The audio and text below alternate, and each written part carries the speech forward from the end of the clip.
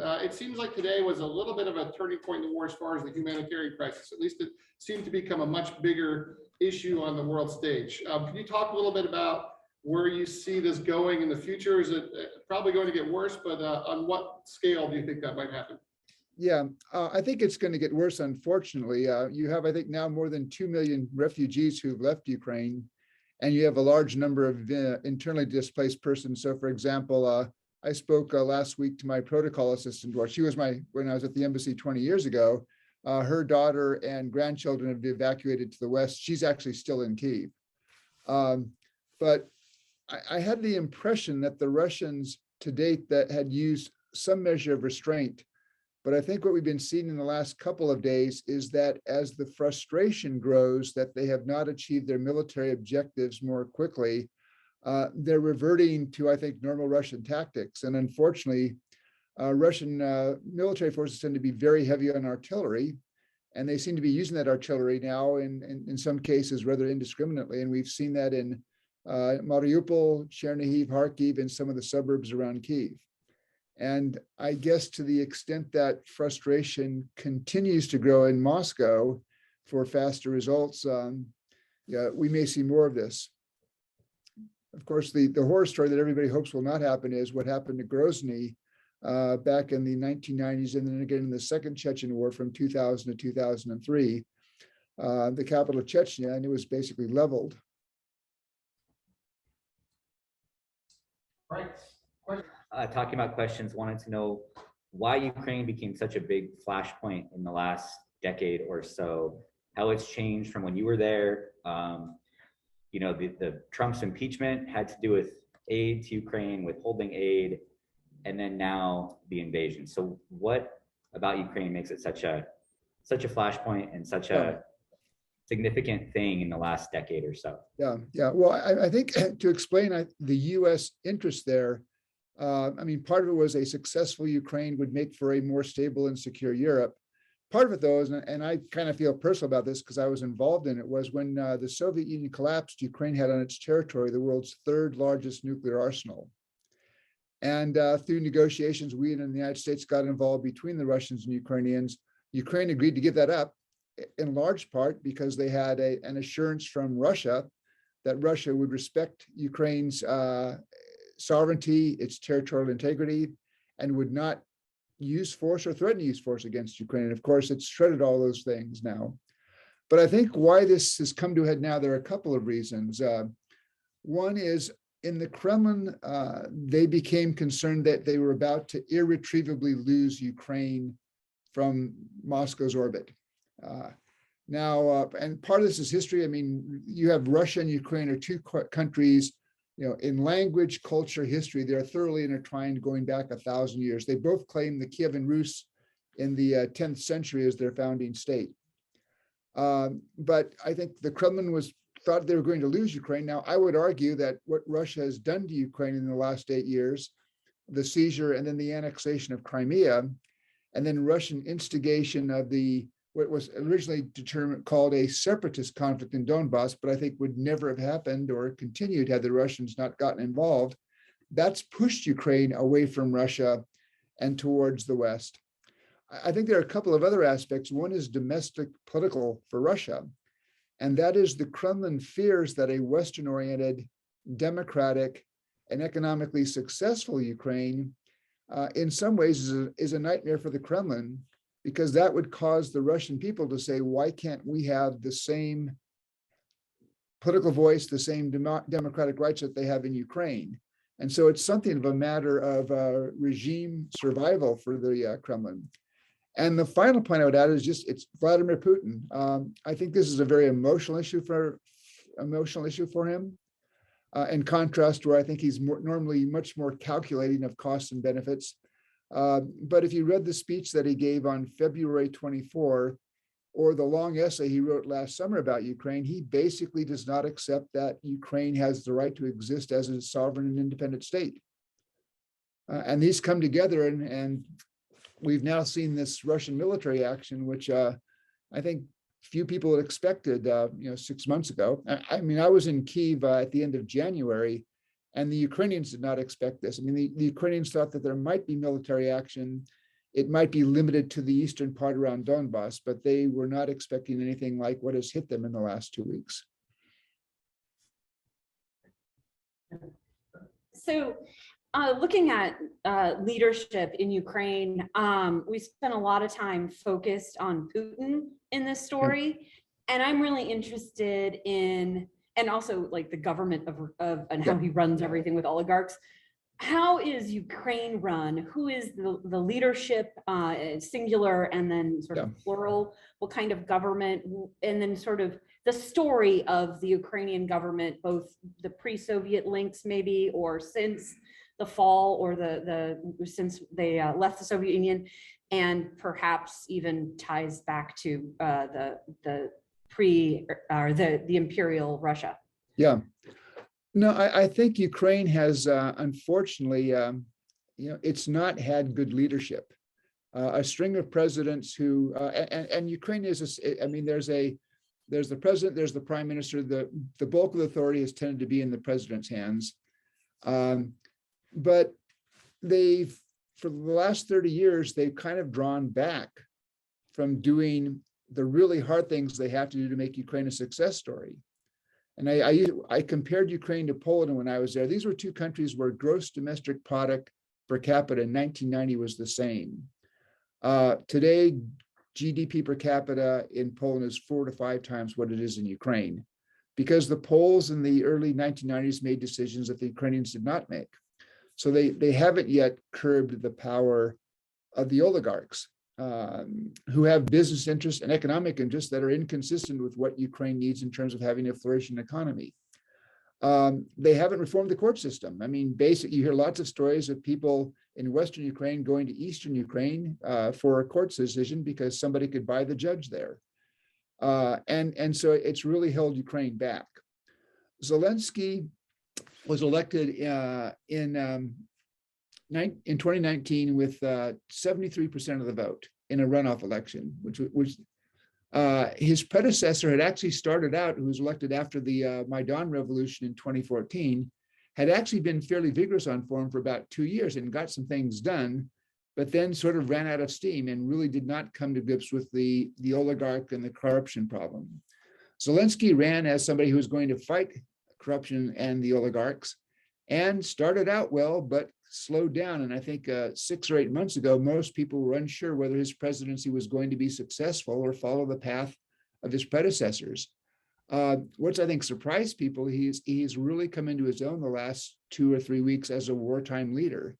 His decision to stay in Kyiv, his backstory is he's a former movie and television actor. In fact, for the 3 years before he became president, he started in a TV show called Sluha Naroda about a high school teacher who one day goes on a rant about corruption. It's recorded by a student, it goes viral, and he ends up getting elected the president. So it's common man as the president. But he knows how to talk to people. And I think, we've seen that in the speeches he's made to Congress, to the British Parliament, even his appeal to the Russians. He knows how to touch folks. And I think he really has come into his own. And he's been, this is one thing I think the Russians thoroughly underestimated was, while the Russians may have mass and numbers on their sides, the Ukrainians, I think, are showing courage, they're showing tenacity and determination. And I believe for many Ukrainians, they see this in almost existential terms. They see if they lose this fight and either are annexed by Russia or perhaps become a vassal state of Russia, there goes their democracy. And there goes what I would describe as the vision of a lot of Ukrainians, particularly those in their 20s and 30s, which is to see their state become a normal European country. So I think this is going to be a long fight. Even if the Russian military prevails, I think that just changes the character of the fight, because I believe that there will still be a very active resistance. As you look back from your time as an ambassador,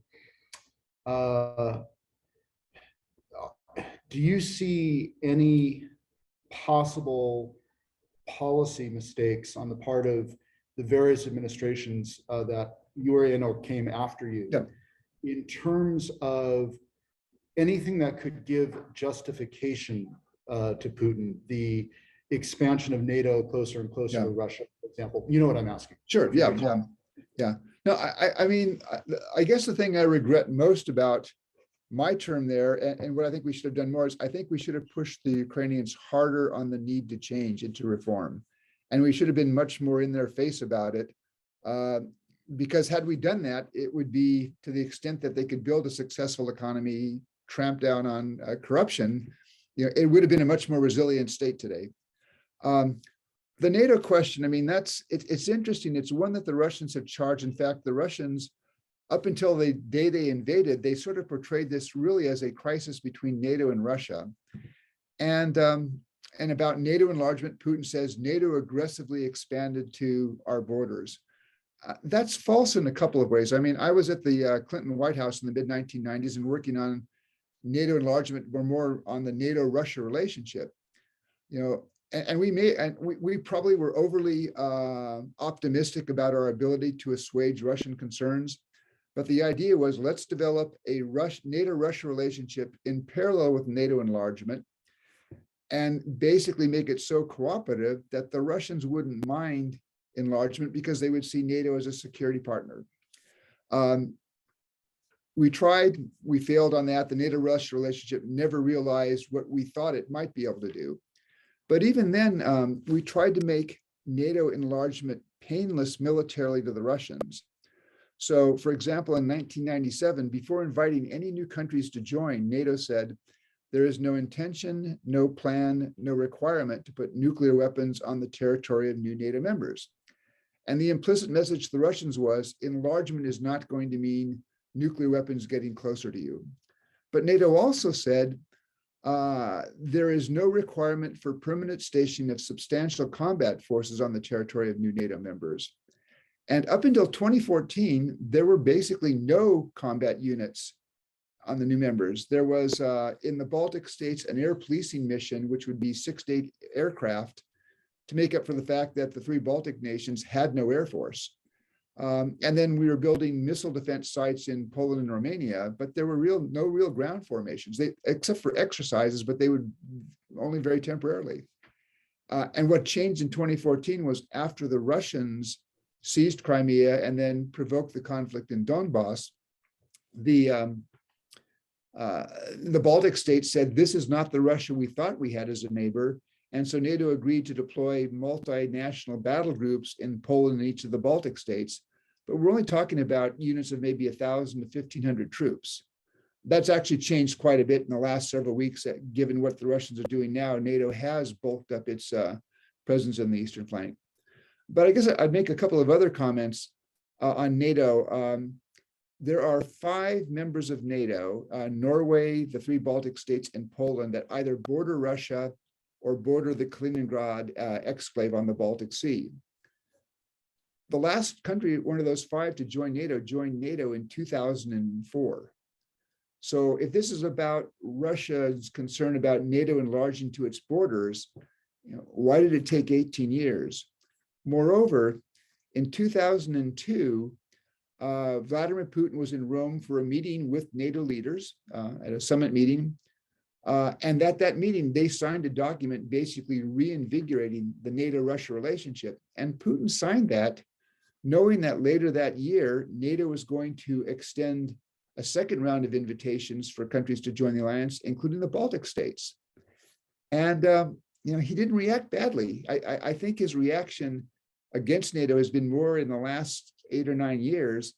And this is my surmise. I mean, I can't read the guy's mind, but it gets back to really domestic politics in a way in Russia, which is from 2000 to 2008, during Putin's first 2 terms. And I remember when I was still in the US government talking to Russians, and they would say, Putin has this informal social agreement with us, where we understand we'll have no political voice, but the economy is going to grow and our living standards will rise. And Putin got lucky. The price of oil went up when he became president, and the Russian economy grew maybe 5 to 7% a year from 2000 to 2008. And that was the basis for regime legitimacy, is people were happy about their economics, and they didn't, at that point, really care about the fact that they had no political voice. When Putin came back to the presidency, as you call, under what was then the Russian constitution, you could only do 2 consecutive terms. So he basically swapped for 4 years with his prime minister. The prime minister, Medvedev, became president, Putin became prime minister, and then they swapped back in 2012. When Putin came back to the presidency, the economic situation was pretty grim. I mean, Russia was looking at growth rates of maybe 1 to 1.5% per year. And so he didn't talk about economics. He instead talked about Russian nationalism, Russia as a great power, Russia reasserting its place on the world stage. And I think that narrative required an adversary, and NATO filled the bill. So he was, in the last 10 years, has talked in a very different way about NATO than he did, say, from 2000 to 2005 or 2006. And that leads me to think that, NATO enlargement, as he portrays it now, really wasn't that big of a figure. Moreover, with regards to the conflict in Ukraine, the Russians had a neutral Ukraine back in 2013. Viktor Yanukovych was then president. He had made clear he did not want to bring Ukraine into NATO, and polls at the time showed maybe only 15 to 20% of Ukrainians wanted to see their country in NATO. But in the second half of 2013, Yanukovych was preparing to sign an association agreement with the European Union, which is basically a free trade area and a customs union, but it changes a lot of internal Ukrainian regulations to make them consistent with EU norms. And the Russians came up on the net in opposition to that. I mean, they offered him $15 billion in interest-free loans, a lot of pressure. And at the last moment, a week before the signing, Yanukovych succumbs to that pressure, says, I'm not going to sign the document. And that night, the Maidan Revolution began. So I think it's not just about NATO, it's about the European Union, it's about Russia wanting to have a say over Ukraine and what kind of relationships it has with the West much more broadly than just NATO. I have a question about geography in Ukraine.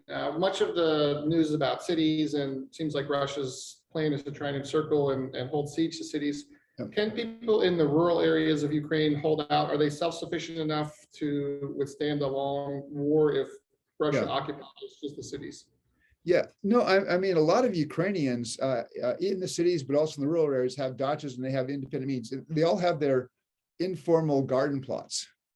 And so, I mean, it was, not unusual in the 90s talking to people, in fairly senior positions. Well, how do you spend your weekend? Well, I was out at my dacha, planting some potatoes. And so that was always kind of the reserve. If there was if the inflation reduced their wages, they had this sort of area to fall back on. And I think that's particularly true in the rural areas. I mean, I think a big question for Ukraine is going to be, though, if this conflict drags on into the spring, how does it affect agricultural operations, planting and such? Because Ukraine over the last 10 years has become a major, I think it's either the second or third largest exporter of grain now. And what happens to that? Because, of course, a lot of the fighting is taking place in areas where the agriculture is fairly strong. I heard someone say this, on social media site, and they were like, if Putin was given more of a seat at the table, this is part of why this is happening. And I'm not saying it's just him, but if earlier on he had more of a seat at the table with world powers, this may have been avoided. I was curious if you agreed with that or if that makes sense. And then secondly, if you could share any nonprofits or organizations that you recommend for if students want to donate money that is doing a really good job getting the money to the people. Yeah. On the second, what I will email to Matt a list. There was a colleague of mine who actually sort of researched that and came up with 5 or 6 that looked pretty good. Yeah. Now this would have been pre-Putin, but there was an effort, in the Clinton administration, there was an effort to try to make Russia feel, despite the fact that it had lost the Cold War, that it had gone into this fairly major economic tailspin after the breakup of the Soviet Union, that Russia was still regarded as a big player. I mean, and so arms talks continued, and that's one area where, even after the collapse of the Soviet Union, Russia was still, in nuclear terms, really the only other superpower that facing off against the United States. But again, the idea of building a NATO-Russia relationship was designed in part to sort of say, Russia, you're special, you're important. We want to work with you. In I guess 1995 or 96. There was the G7, the United States, Canada, Britain, France, Germany, Italy, and Japan. And at the end of the Cold War, they began a G7 meeting with the Soviet, with Gorbachev, and then it went on to Yeltsin.